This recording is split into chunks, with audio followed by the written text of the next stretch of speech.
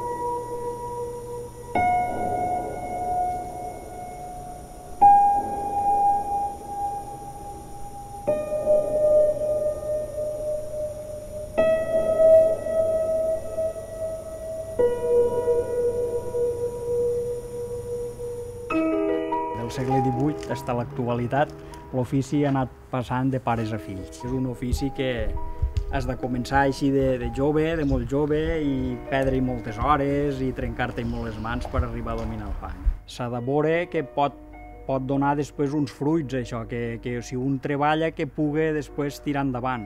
Jo intentaré aguantar-ho tot el que pugui, però crec que no d'aquí uns anys el que és el cas concret nostre de terrissa tradicional, jo crec que se perdrà. Ho hem deixat molt negre, però és la realitat.